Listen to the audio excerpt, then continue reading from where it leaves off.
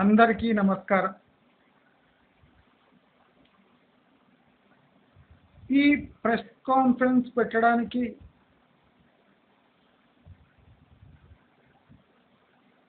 Reason ఏమంటే, నేను అనుకోని రీతిలో ఓడిపోయాను.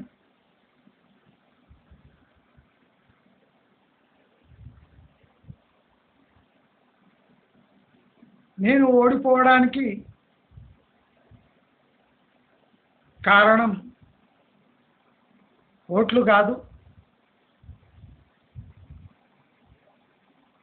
వెన్నుపోట్లు. కూటమిలో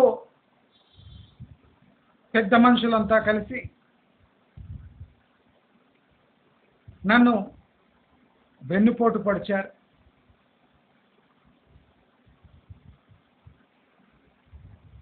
నా యేసయ్య కూడా నన్ను వదిలిపెట్టలేదు.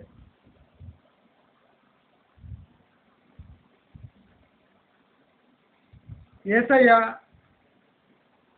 ఈ సింగిల్ డిజిట్ ఏందయ్యా అని నేను ఇంగ్లాండ్కు వెళ్ళి యూకేలో చర్చిలో అడిగాను. కానీ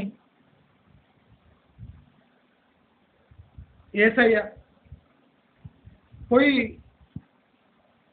నీ సొంత బ్రాంచ్లో ఇండియాలో అడిగిపో అని చెప్పాడు. కనుక ఈరోజు ఇండియాకు వచ్చి నేను చిత్తుగా ఓడిపోయినందుకు అసలు కారణాలేమి అని నేను వెతుక్కుంటున్నా. అసలు నేనేం తప్పు చేశాను? నేను నొక్కాల్సిందల్లా నొక్కేశాను. నేను ఇంత నొక్కినా ప్రజలు ఎందుకు నొక్కలేదు?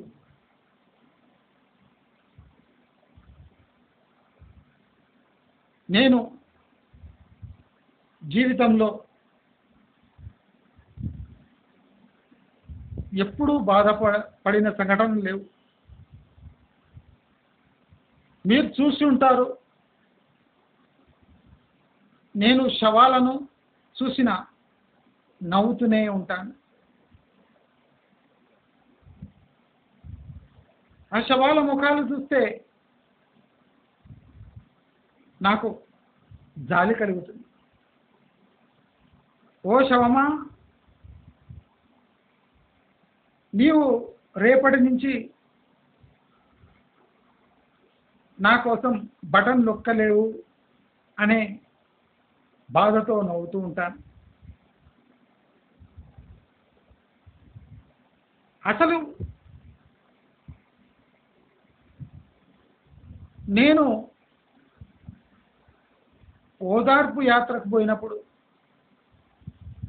లేదా నా ప్రభుత్వం వచ్చినాక సంక్షేమ పథకాలు అమలు అవుతున్నాయా లేదా అని చూడడానికి పోయినప్పుడు నా అక్క చెల్లెళ్ళు, అన్న తమ్ముళ్ళు ఇచ్చే కౌగిలింతలు, ముద్దులు ఎక్కడ పోయాయి అని ఇవాళ ఆశ్చర్యపోయి దుఃఖంలో నవ్వుతూ ఉన్నాను.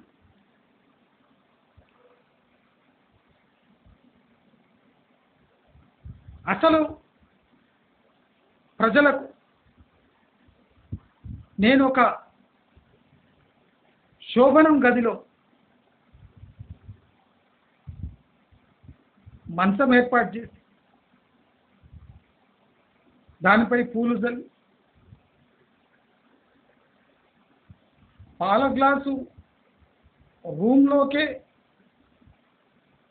ఇచ్చి, అంటే ప్రతి ఒక్క పథకము వాళ్ళ బెడ్రూమ్లోకి, ప్రతి ఒక్క స్కీము పాల గ్లాసుల వాళ్ళ మంచం దగ్గరికి తీసుకుపోయి వాలంటీర్ రూపంలో వాళ్ళ శోభనం గదిలోకి పంపించినట్టు పంపిస్తే, ఆ స్కీమ్స్ ఇంప్లిమెంట్ చేస్తే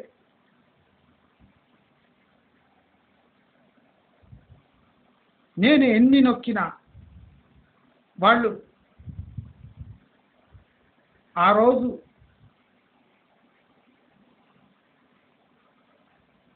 ఆ పాల గ్లాస్ మొత్తం ఖాళీ చేసి పొద్దున్న లేసేసరికి నాకు 10 సీట్లు మిగిల్చారంటే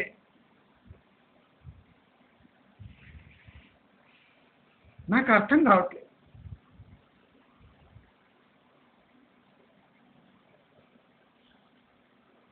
ఈ అక్క చెల్లెమ్మలు, ఈ తాతలు ఏమయ్యారు?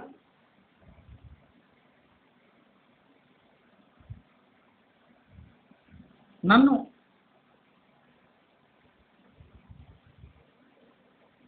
డ్రాయర్ కూడా లేకుండా చేశారు. దీనికోసం నేను బాగా బాధపడుతున్నాను. ఏదో తప్పు జరిగింది, ఎవరో కుట్ర చేశారు. అక్కడ మోదీకి రాముడు మోసం చేస్తే, ఇక్కడ యేసయ్య నన్ను మోసం చేశాడు. ఏ ప్రభువులారా, మేమిద్దరం ఏం తప్పు చేసామయ్యా?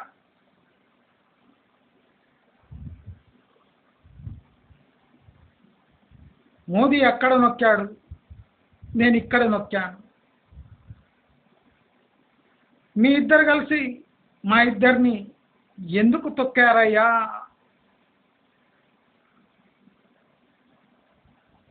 అని అడగాలనిపిస్తుంది, కానీ అడగలేను.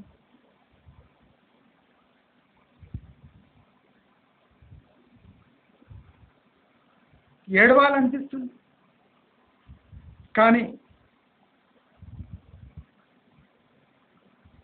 శవాలను చూసే నేను నవ్వేవాడిని, ఎలా ఏడవగలను?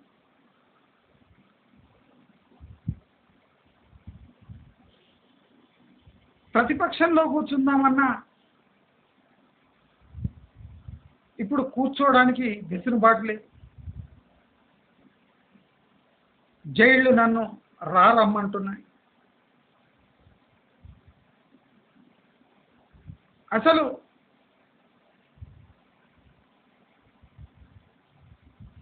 అసెంబ్లీలో కూర్చోవడానికి సీట్లన్నా ఇస్తారు, లేదా స్టూళ్ళ మీద కూర్చోబెడతారో అని బాధేస్తుంది, కానీ ఏం చేయలేం. నేను ఇది ముందే ఊహించి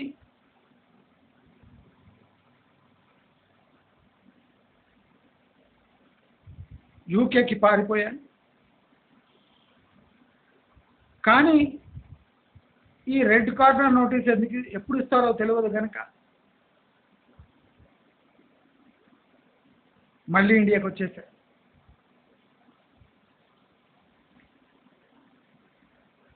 దయచేసి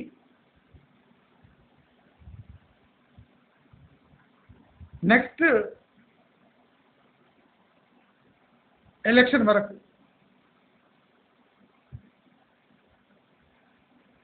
మీ తమ్ముడిని, మీ బిడ్డని అయినా నన్ను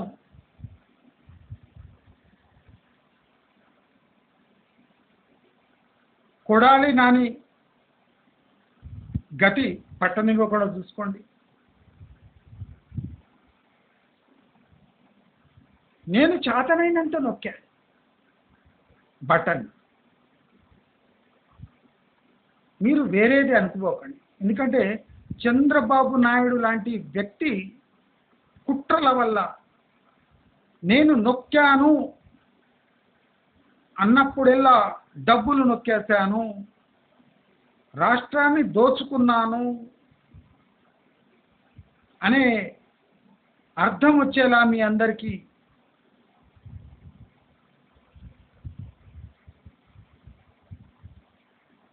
ఆ కూటమి మీ అందరినీ మభ్యపెట్టి,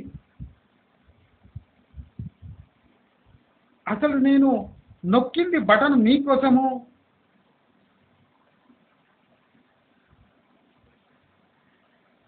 మా అన్నదమ్ములు అక్క చెల్లెళ్ళు ఈనాడు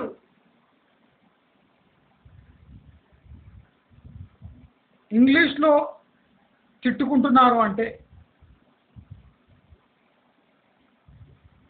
అది నేను పెట్టిన భిక్షే కదా.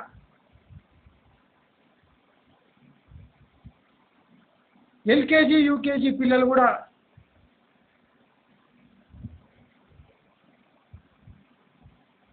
జగన్ అంకల్ ఈజ్ థీఫ్,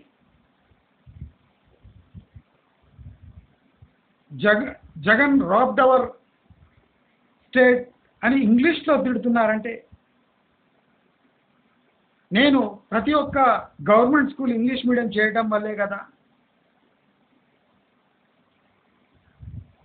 ఎన్ని బటన్లు నొక్కినా, ఎన్ని స్కూళ్ళు కట్టినా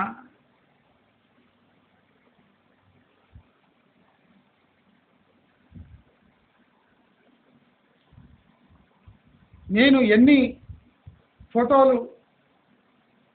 మూర్తులు వెంకటేశ్వర స్వామివి మోదీకి ఇచ్చిన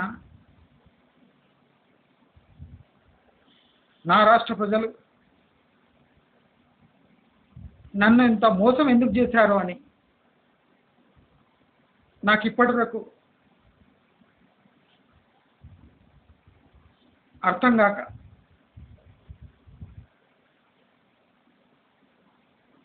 ఇక నా శేష జీవితం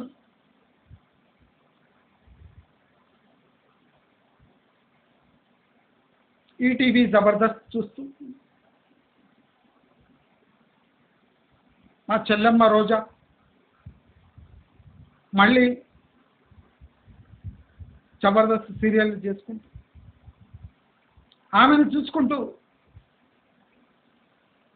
నా శేష జీవితం రిమోట్ కంట్రోల్ నొక్కుంటూ గడిపేద్దాం అనుకుంటున్నా. వచ్చే ఎలక్షన్ వరకు నేను బయట ఉంటే తప్పకుండా మళ్ళీ ముద్దులు పెట్టడానికి పెట్టించుకోవడానికి మీ మధ్యలో వస్తానని, ఇంత భయంకరమైన ఓటమి రుచి చూపించినందుకు ప్రతి అక్క చెల్లెమ్మకు, ప్రతి తాత మామలకు నా తరఫున శుభాకాంక్షలు తెలియజేస్తున్నా. నమస్కారం అని జగన్ ఒక జబర్దస్త్ ఇంటర్వ్యూ ఇచ్చాడు రిపోర్టర్స్కి. అంటే ఇలాంటి దుస్థితి ఒక స్టేట్కి ఎందుకు కలిగింది?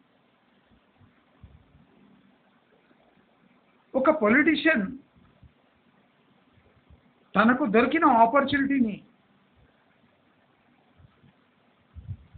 తన వైపు ఎందుకు మళ్ళించుకోలేకపోయారు?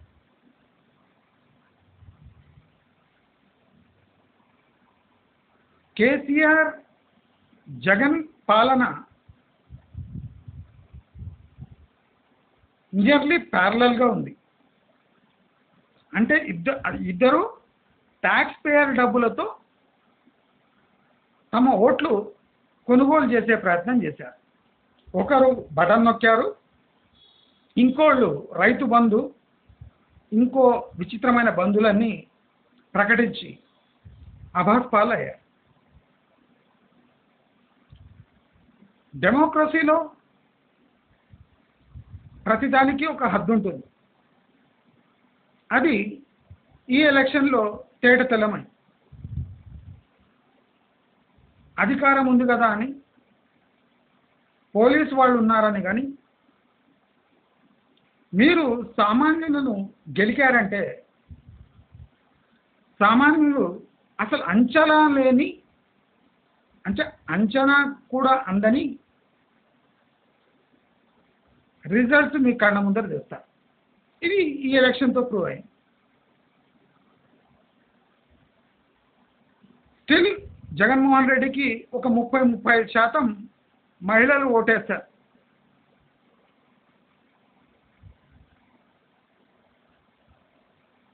అయితే ఇప్పుడు రాబోయే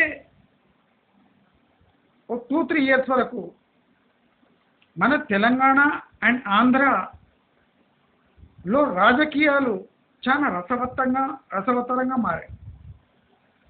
ఎస్పెషలీ తెలంగాణ రాబోయే 3 ఏళ్ల వరకు తీవ్రమైన ఒడిదుడుకులు ఎదుర్కొంటుంది.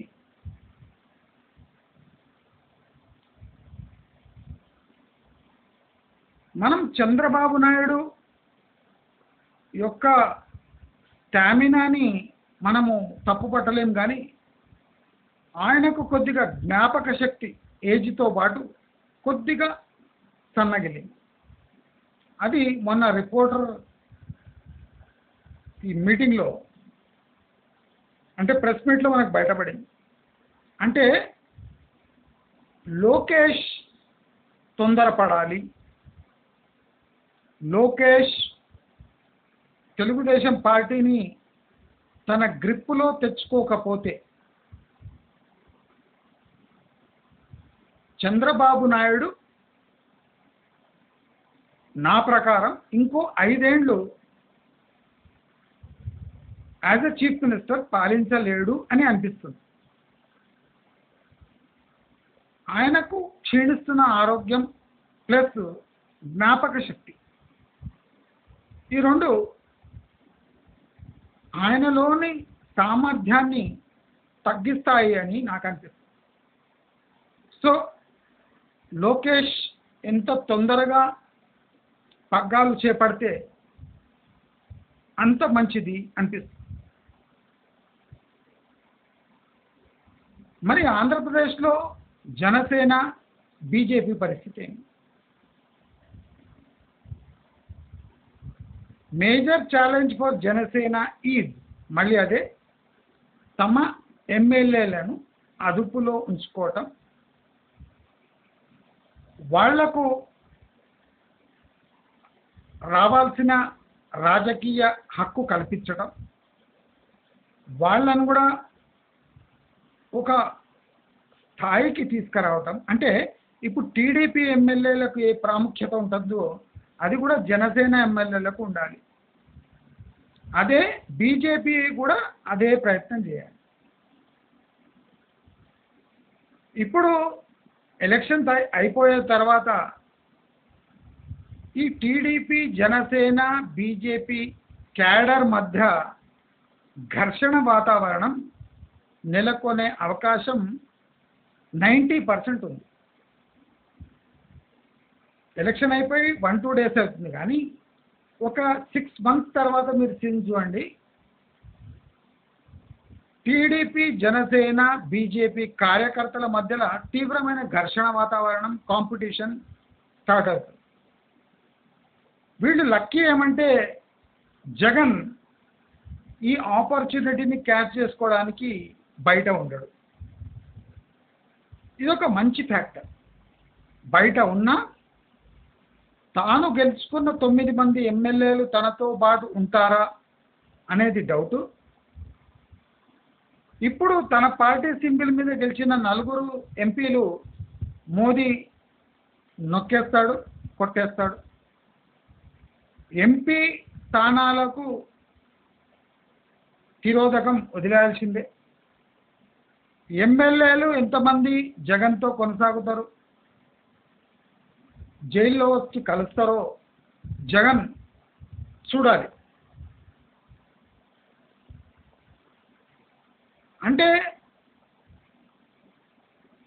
నేను ఈ టోటల్ ఏపీ రాజకీయ నేపథ్యంలో నేను ఒకటి అబ్జర్వ్ చేశాను ఏమంటే, పరిపక్వత గల చంద్రబాబు నాయుడు లాంటి వ్యక్తి వయసు మీద పడుతుంటే, ఇప్పుడు చూడండి చంద్రబాబు నాయుడుది నియర్లీ 4-5 ఇయర్స్ వేస్ట్ అయిపోయింది. ఈ 4-5 ఇయర్స్లో ఆయన చేయగలిగింది చాలా ఉండే, కానీ ఇప్పుడు హెల్త్, ఆయన మెమొరీ లాస్ వల్ల ఆయన అనుకున్న స్థాయిలో ఇవన్నీ అచీవ్ చేయలేడు అని స్పష్టమవుతుంది. చంద్రబాబు నాయుడుతో పాటు మోదీ కూడా వీక్ అవుతున్నాడు. మీరు అబ్జర్వ్ చేయండి. అంటే రాహుల్ గాంధీ బలపడుతున్నాడు అని అర్థం కాదు. రాహుల్ గాంధీ ఈ వయసు నుంచే క్షీణిస్తున్నాడు. రేపు 5 ఏళ్ల ఎన్డీఏ పరిపాలనలో కాంగ్రెస్ కొట్టుకుపోతుంది అని నా అభిప్రాయం. అది అలా జరుగుతుంది కూడా. ఎందుకంటే మోదీ ఇప్పుడు ఇండియా కూటమిని చీల్చి చెండాలి, దొరికిన ఇట్ట దొరుకుతారు అట్లా ఎంపీలను ఎన్డీఏ కూటమిలో డబ్బులిచ్చో పదవులిచ్చో భయపెట్టో గుంజేసుకుంటారు. అంటే రాహుల్ గాంధీ మళ్ళా ఏబిసిడి నుంచి స్టార్ట్ చేయాల్సి వస్తుంది. అంటే ఈ మోదీ ఉదార స్వభావం కాస్త ఇప్పుడు కొద్దిగా అగ్రెసివ్గా మారి విలయ తాండవం చేయొచ్చు. ఇప్పుడు మోదీ అగ్రెసివ్ అయితే ఎవరికి నష్టం అంటే రేవంత్ రెడ్డికి నష్టం. చంద్రబాబుకు ఏ నష్టం లేదు, కానీ రేవంత్ రెడ్డికి తీవ్రమైన నష్టాలు జరగబోతున్నాయి. నేను గత వీడియోలో చెప్పినట్టు తెలంగాణ పరిస్థితి ప్రస్ఫుటంగా క్లియర్గా కనిపిస్తుంది. రేవంత్ రెడ్డి సర్వైవల్ కూడా ఇప్పుడు చంద్రబాబుతోని లింక్ అయి ఉంది. బీజేపీ వాళ్ళు అనా పైసా కూడా తెలంగాణకు ఏ హెల్ప్ చేయరు, చేసిన వాళ్ళ ఖాతాలో వేసుకుంటారు. కాబట్టి రేవంత్ రెడ్డికి ఎటు చూసిన ప్రాబ్లమే ఉంది.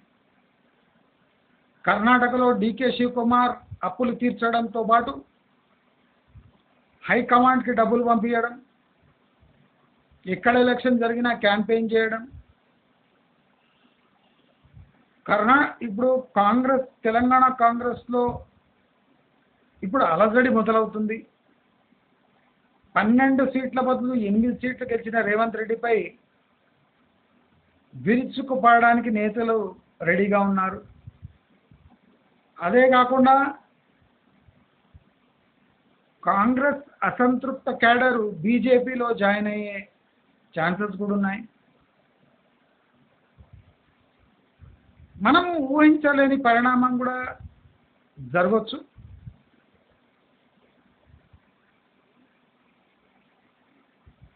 కేసీఆర్ జైలు పాలైతే హరీష్ రావు బీఆర్ఎస్ ఒక చిన్న కూటమిని మెయింటైన్ చేసి, అంటే దాంట్లో తెలుగు జనం నింపి బీజేపీ సెకండ్ అంటే చీప్గా బీఆర్ఎస్ మారచ్చు. అంటే బీఆర్ఎస్ ఒక cushion factor, vote dividing factor. ఇప్పుడు చిరంజీవి ఎట్లా అనవసరంగా ప్రజారాజ్యం పెట్టి ఓట్లు చీల్చి జగన్ని పవర్లో ఎలా తెచ్చాడో, లేదా రాజశేఖర రెడ్డి పవర్లో ఎట్లా వచ్చాడో, ఇప్పుడు జనసేన కూడా సపరేట్గా ఉండింటే అదే చంద్రబాబు నాయుడుకి ఇంత మెజారిటీ రాకపోవాలి ఉండొచ్చు. అలాగే ఇప్పుడు ప్రజారాజ్యంలో గెలిచిన ఎమ్మెల్యేలు కొన్ని రోజుల్లోనే రాజశేఖర రెడ్డి లెడ్ క్యాబినెట్లో అంటే వాళ్ళ కూటమిలో చేరిపోయారు. అంటే లీడర్షిప్ కొరవడింది అంటే జనసేనతో కూడా రెండోసారి అదే జరగవచ్చు. ఇది ఒక క్రిటికల్ ఫ్యాక్టర్.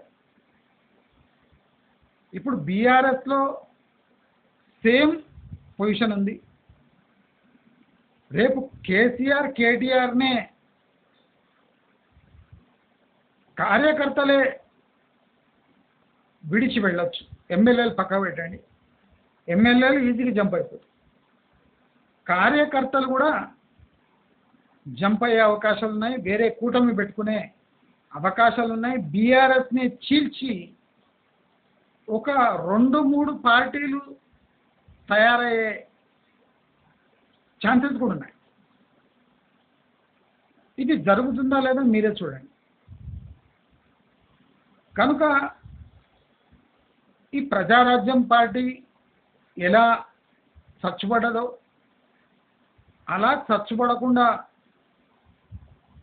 సుదీర్ఘంగా ఈ రీజనల్ పార్టీస్ ఉండాలి అంటే ప్రజారాజ్యం పవన్ కళ్యాణ్, కొత్త బీఆర్ఎస్,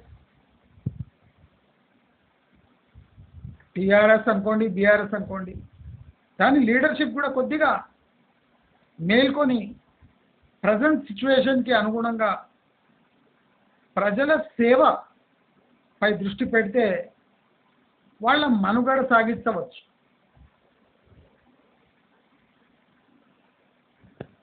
తెలంగాణ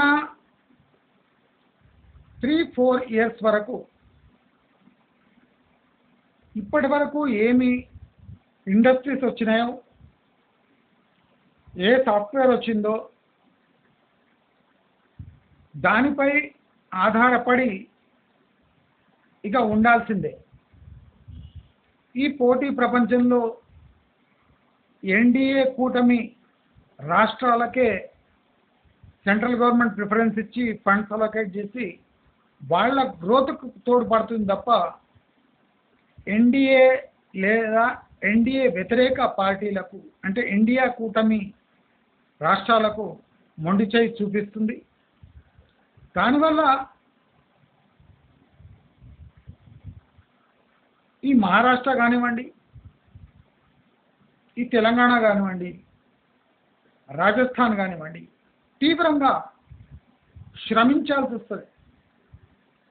కర్ణాటక ఒక వంతు సేఫ్గా ఉంది ఇప్పటికైనా. అంటే కర్ణాటక గవర్నమెంట్ పడ్డా అంటే కాంగ్రెస్ గవర్నమెంట్ కూలిపోయినా కర్ణాటకకు వచ్చే నష్టం ఏం లేదు. కానీ మహారాష్ట్రకు, మన తెలంగాణకు తీవ్రమైన నష్టాలు, రాజస్థాన్ కూడా నష్టమే. తమిళనాడుకు కూడా రాబోయే రోజుల్లో పాలనా పరంగా చాలా ఛాలెంజెస్, ఇన్వెస్ట్మెంట్ పరంగా చాలా ఛాలెంజెస్ ఫేస్ చేయాల్సి వస్తుంది. నా ప్రకారం కేరళ కొద్ది మెరుగుపడుతుంది. ఈ సౌత్ ఇండియన్ స్టేట్స్లో కర్ణాటక సేఫ్ ఉంటుంది, ఆంధ్రప్రదేశ్ దూసుకుపోతుంది, తెలంగాణ తీవ్రంగా నష్టపోతుంది, తమిళనాడు తీవ్రంగా నష్టపోతుంది, కేరళ కొద్దిగా మెరుగుపడుతుంది.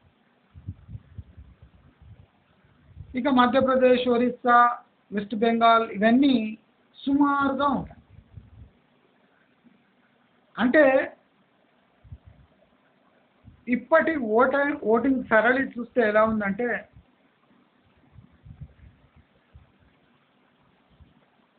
మీరు ఎన్ని స్పీచ్లు ఇచ్చినా, సోషల్ మీడియాలో ఏ హంగామా చేసినా దేశ ప్రజలు జాబే కాకుండా నూతన ఈ వరల్డ్లో, ఈ ప్రపంచంలో పోటీ పడే సత్తా మమ్మల్ని కలిగించండి, మాకు గవర్నమెంట్ జాబ్స్ కాకుండా పొద్దున్న లేచి అంటే కోటి కోసం తిప్పలు పడే పొజిషన్ దేకండి, సబ్సిడీలు తగ్గించినా మాకు మంత్లీ ఇన్కమ్ వచ్చేటట్టు ఏదైనా సోర్స్ చూపియండి అని క్లియర్గా చెప్పుతూ కొట్టినట్టు ఈ ఎలక్షన్లో అందరికీ వార్నింగ్ ఇవ్వడం జరిగింది.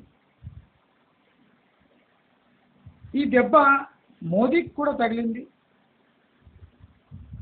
జగన్ గూబ వాచిపోయింది. రేపు రేవంత్ రెడ్డికి కూడా ఇలాంటి గతే పట్టొచ్చు. ఇప్పుడు ఎంపీ స్థానాలలో ఏం డీల్ అయిందో రేవంత్ రెడ్డితో మనకు తెలియదు, కానీ సమ్ డీల్ అయింది. ఆ డీల్ వల్ల 8-8 పంచుకున్నారు. సరే, అది రాష్ట్రానికి మేలు చేస్తుందో నష్టపరుస్తుందో రేపు చూడొచ్చు. కానీ ఈ డీల్ వల్ల రేవంత్ రెడ్డి వీక్ అయ్యిండు అని ఒక పెద్ద ఇండికేషన్ వస్తుంది. 8 సీట్లు అనేది బీజేపీకి 10 ఏనుగుల బలం, కానీ 8 సీట్లు కాంగ్రెస్కి అంటే 12 ఏనుగులు ఒక్కసారి మీద పడితే ఎట్లయితుంది అంటే అంత నష్టం జరిగింది. బీజేపీ బలం 10 పెరిగింది, రేవంత్ రెడ్డి బలం 10 తగ్గింది. బీఆర్ఎస్ ఓడిపోవడంలో ఏ ఆశ్చర్యం లేదు, కానీ బీఆర్ఎస్ని ఇప్పుడే మనం తుడిచిపెట్టలేము. బీఆర్ఎస్ సర్వైవ్ అయ్యే ఛాన్సెస్ చాలా ఉన్నాయి.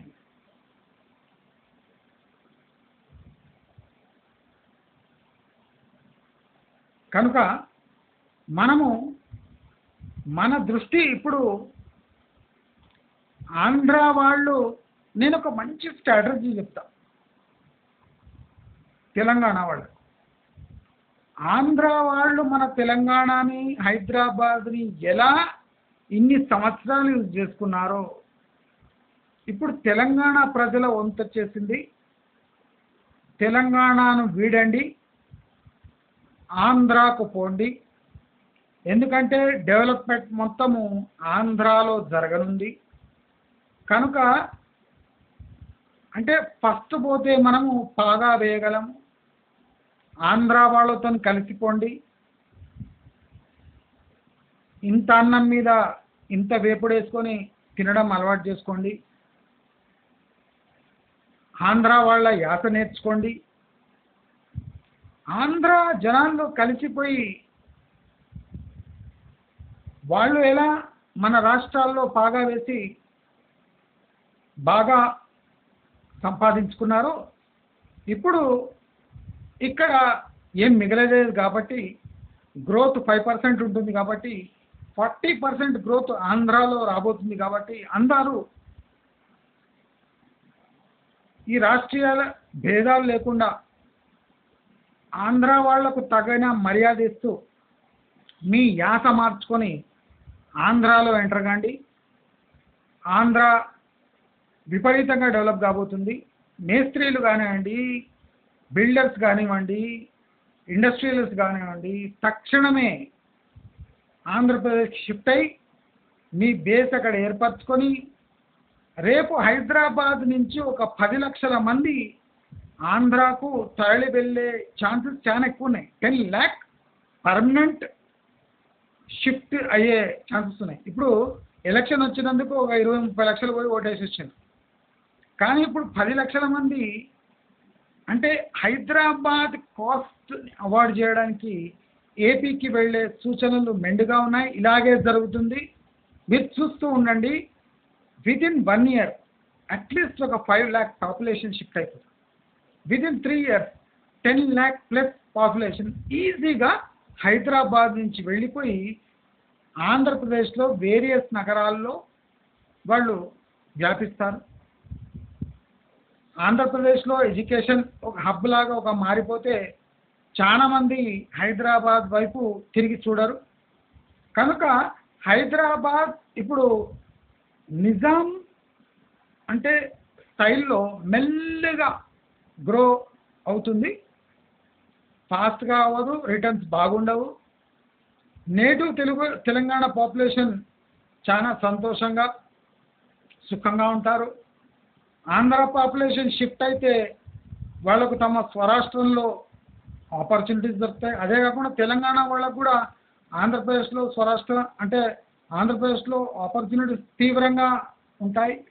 మీరు పోయి వెతుక్కోవాలి, ఆపర్చునిటీస్ వెతుక్కోండి. తప్పకుండా తెలంగాణ తల్లి ఎలా ఆంధ్ర వాళ్ళను ఆదరించి పోషించిందో ఇప్పుడు ఆంధ్ర తల్లి తెలంగాణ పిల్లల్ని కూడా తన హక్కులో చేర్చుకొని అంటే వాళ్ళకి జీవనోపాధి కల్పిస్తుంది అని గట్టి నమ్మకంతో జగన్ మళ్ళీ రాకూడదని యేసుప్రభు ఇప్పుడు ఎలా జగన్కి గుణపాఠం నేర్పించిండో అలాగే తన జీవితకాలం నేర్పిస్తూ ఉండాలి, తనని సన్మార్గంలో నడిపించాలి. జగన్ ఒక పాస్టర్ కావాలి, జగన్ ఒక ఫాదర్లా మారిపోవాలి, తనలో మంచి పెరగాలి, తనలో అంటే దయాగుణం, జాలిగుణం, తన దగ్గరున్న ఆస్తి మొత్తం ప్రజల్లో పంచిపెట్టే గుణము యేసు ప్రభు ఇవ్వాలి.